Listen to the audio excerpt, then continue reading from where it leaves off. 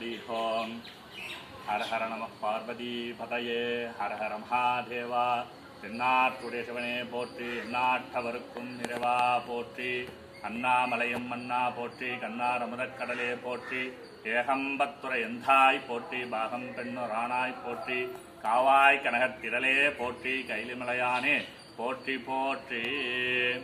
இந்த ஸ்தலத்திற்கு பஞ்சேஷ்டி என்று காரணம். பஞ்சம் என்றால் 5, இஷ்டி என்ற காலம். வடமொழிக்கான சொல்லுக்கு பொருள் அர்த்தம் இதுதான். காலப்போக்கில் மழுவி பஞ்சட்டின்னு கூப்பிடுறான்.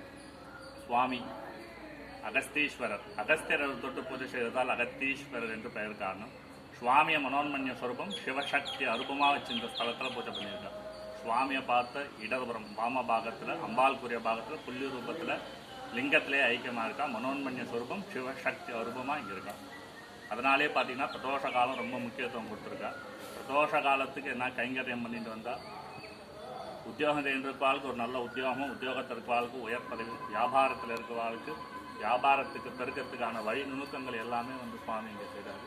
அது மட்டும் இல்லாமல் நல்ல வரன்கள் தேடி வரவாளுக்கு நல்ல வரன்களை சுவாமிக்கு அமைச்சக்கூடியதான ஒரு ஐதீகமாகவே இருக்கிறது. பிரதோஷ காலத்தில் சுவாமி ரொம்ப முக்கியமாக இருக்குது. தாயார் ஆனந்தவல்லியம்பாள் உருவத்திலே 3 கண்கள். முக்கண்ணிய துருவாருக்கு ஒரு திங்கிலேன் அபிராமி பற்றன் அபிராமி அந்தாதியின் பாடல் வரிகளுக்கேற்ப அம்பாள் உருவத்திலே 3 கண்கள். அம்பாள் மரகத பச்சை, கருப்பும் பச்சையும் சேர்ந்த திருமேனி, எமரால்ட் ஸ்டோன் மூலிகை கற்களால் வடிவமைக்கப்பட்டிருக்கின்றார். அம்பாலை பார்க்கும்போது முகத்துவக்கள் கண்கள் தேஜஸ் உயிரோட்டமான சிற்பத்தை பார்க்குற மாதிரி இருக்குது. பொதுவாக வலது பாகத்தை முன்வைத்து வாயும்போது அம்பாள் தனது இடது பாகத்தை முன்வைத்திருக்கார் இந்த ஸ்தலத்தில். அகஸ்தியாகம் பண்ணும்போது அசுசக்தியின் தேவசக்தி ரொம்ப இடையூறாகவே இருக்கின்றார்கள். எப்படி ஒரு நல்ல காரியம் நம்ம தரும்போது நம்ம சுற்றி பண்ண விடாமல் தடுப்பாலோ, அதே போல் லோகக்ஷேமத்திற்கோசம் அகஸ்தியாகம் பண்ணிட்டு இருக்கும்போது அசுசக்தியின் தேவசக்தியும் சேர்ந்து தியாகங்கள் பண்ண ரொம்ப பட்டம் கொடுத்துருக்கா. அதனால் அம்பாள் கிட்ட சரண் அடைகிறாரு. அம்பாள் கிட்ட சரணம் வந்து அம்பாள் நெற்றிக்கண்ணை தொடர்ந்து எதிர்பார்த்து முன்வைத்து அந்த அசோசக்தியின் தீய சக்தியும் சம்மானம் பண்ணி நமக்கு இதே குலத்தில் காட்சி கொடுத்து கொண்டிருக்கின்றோம். அம்பாளுக்கு இன்னொரு சத்ரு சம்மாரின்னு பேர். தாயாரை நம்ம பிரார்த்தனை பண்ணும்போது இந்த சத்ருக்குள் உபாதிகள் இருக்காது. தொழிலில் உறவுகள் இருக்க கண்திருஷ்டி பராமரிப்பு போன்றவர்களாக இருக்குது. இடையூறுகளை கழிப்பதற்கென்றே இடது பாதத்தை முன்வைத்திருக்கிறோம். எந்த ஒரு காரியத்தை ஆரம்பிக்கும் அம்பாள் மாடி பிரார்த்தனை பண்ணிட்டு ஆரம்பித்தா அந்த காரியத்தில் இடையூறுகள் இருக்கான்ற ஒரு ஐதீகமாக இருக்கின்றது. அம்பாள் மாடி எந்தத்தை ஸ்தாபனம் பண்ணியிருக்காரு அகஸ்தியர். அசுர சக்திகளையும் தீய சக்தி ஸ்மாரம் பண்ணும்போது அம்பாள் ரொம்ப உரமாக இருக்கா. அம்பாளோட கோபத்தை தணிக்கிறதுக்கோசரம் யந்திரத்தை ஸ்தாபனம் பண்ணி சாந்த நிலையில் நிறுத்திருக்காரு. துர்காயத்தில் சப்தஸ்வதி யந்திரம்னு பேர். இந்த சப்தஸ்வதி யந்திரத்துக்கு லலிதா சகசநாமம் பண்ணால் ரொம்ப விசேஷம். நம்ம எந்த காரியத்தை சங்கல்பம் பண்ணி அந்த சகசநாமம் பண்ணுறோமோ அந்த காரியத்தை சித்தி பண்ணுறான்ற ஒரு ஐதீகமாக இருக்கின்றது. இது ஒரு சிவ ஆலயமாக இருந்தாலும் அம்பாளுக்காக தான் ராஜகோபமே ஏற்பட்டிருக்கு. தெற்க பார்த்து ஒரு ராஜகோபம் இருந்தால் பரிகாரஸ்தலம், இதுவும் பரிகாரஸ்தலம் தான்.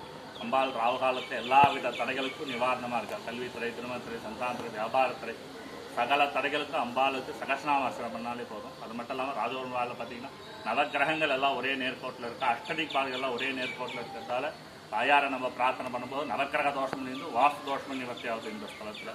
ராஜகோபால் கல்காரப்பதியில் பார்த்தீங்கன்னா ஏராளமான சைவ வைஷ்ணவ சிற்பங்களை பார்க்கலாம். சைவ வைஷ்ணவ சகிப்புத்தன்மைக்கு ஒற்றுமைக்கே இந்த ராஜகோபுரம் ஒரு எடுத்துக்காட்டான ராஜகோபுரம். ஒரு பக்கம் அப்பர், இன்னொரு பக்கம் ஆழ்வார் போன்ற சிற்பங்கள்லாம் பார்க்கலாம். 4 யுகங்கள் 18 புராண சிற்பங்களை சிற்பமாக வடிவமைச்சிருப்பாள்.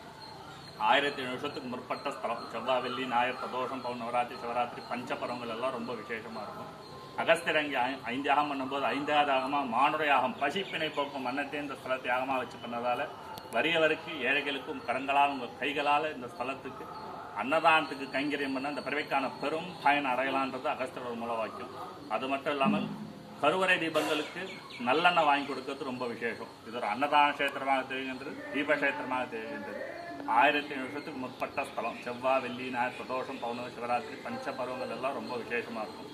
ஆலயத்தை வரும்போது முதல்ல பார்த்தீங்கன்னா ஆனந்த கணபதி இருக்கார். ஆனந்த கணபதி பார்த்தீங்கன்னா சங்கடகர் சதுர்த்தினா ரொம்ப விசேஷம். அதுக்கப்புறம் சுப்பிரமணியர் இருக்கார். கிருத்திகை சஷ்டினா ரொம்ப விசேஷம். பின்புறத்தில் பழமையான துர்கை இருக்கார். துர்கைக்கு பார்த்தீங்கன்னா ராவு காலத்தில் ரொம்ப விசேஷமாக இருக்கும். அதுக்கப்புறம் பார்த்தீங்கன்னா இஷ்டலிங்கேஸ்வர், உங்கள் இஷ்டங்கள் எல்லாமே நிறைவேற்றக்கூடிய ஈசான பாகத்தில் அவர் இருக்கார். உங்கள் இஷ்டங்கள் எல்லாமே நிறைவேற்றக்கூடியவர். அவருக்கு பிடித்தது ரோஜா மாலைகள், இனிப்பு வகைலாம் பிரார்த்தனை பண்ணால் தீராத மனப்பிரச்சனை, வரவேண்டி பாக்கி, போட்டு விவகாரம், மன அமைதிக்கெல்லாம் ஒரு நிரந்தர தீர்வாக இருக்கார். 10 நிமிஷம் உட்காந்து தியானம் பண்ணுறாங்க. இருக்கிறது உணர்ச்சி பூர்வமாக உணரலாம்.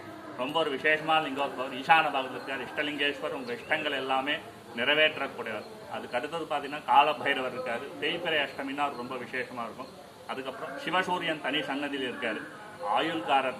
அதனாலே பார்த்தீங்கன்னா ஞாயிற்றுக்கிழமை சப்தமியில் ரொம்ப விசேஷமாக இருக்கும். அதுக்கப்புறம் அகஸ்தியர் தனி சன்னதியில் இருக்கார்.